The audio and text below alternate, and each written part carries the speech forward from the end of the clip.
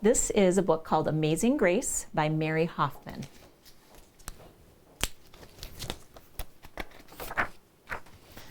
And the first pictures show some things about Amazing Grace.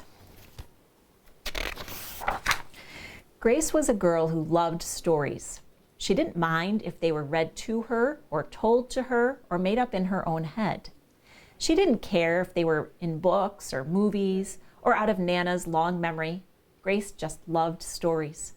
After she had heard them, and sometimes while they were still going on, Grace would act them out.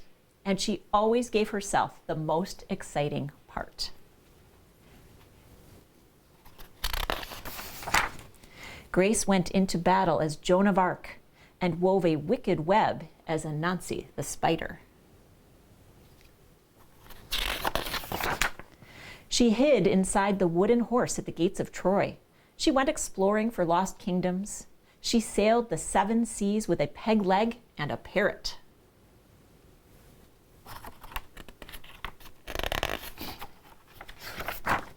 She was Hiawatha, sitting by the shining big sea water, and Mowgli in the backyard jungle.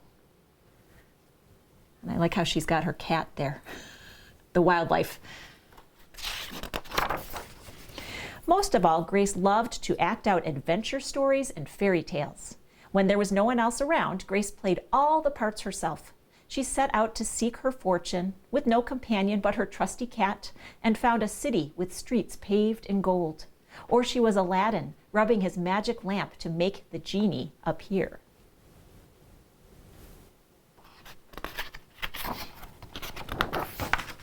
Sometimes she would get Ma and Nana to join in when they weren't too busy.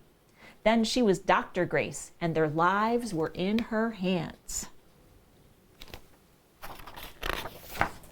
One day, Grace's teacher said they would do the play Peter Pan. Grace knew who she wanted to be. When she raised her hand, Raj said, "You can't be Peter, that's a boy's name."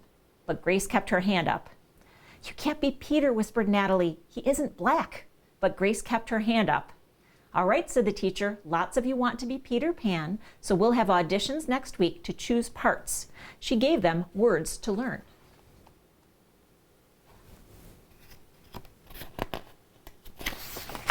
When Grace got home, she seemed sad. "What's the matter?" asked Ma. "Raj said I can't be Peter Pan because I'm a girl." "That just shows what Raj knows," said Ma. "A girl can be Peter Pan if she wants to." Grace cheered up, but then later she remembered something else. "Natalie says I can't be Peter Pan because I'm black," she said. Ma looked angry. But before she could speak, Nana said, "It seems that Natalie is another one who don't know nothing. You can be anything you want, Grace, if you put your mind to it." On Saturday, Nana told Grace they were going out. In the afternoon, they caught a bus and train into town. Nana took Grace to a grand theater. The sign outside read Rosalie Wilkins in Romeo and Juliet in sparkling lights. "Are we going to the ballet, Nana?" asked Grace. "We are, honey, but first I want you to look at this picture." Grace looked up and saw a beautiful young ballerina in a tutu. Above the dancer, it said, "Stunning New Juliet."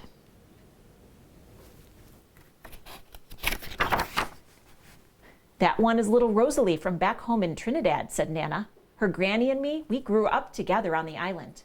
She's always asking me, do I want tickets to see her Rosalie dance? So this time, I said yes." After the ballet, Grace played the part of Juliet, dancing around her room in her imaginary tutu. "I can be anything I want," she thought. On Monday, the class met for auditions to choose who was best for each part. When it was Grace's turn to be Peter, she knew exactly what to do and all the words to say. She had been Peter Pan all weekend. She took a deep breath and imagined herself flying. When it was time to vote, the class chose Raj to be Captain Hook and Natalie to be Wendy. There was no doubt who would be Peter Pan. Everyone voted for Grace. "You were fantastic," whispered Natalie.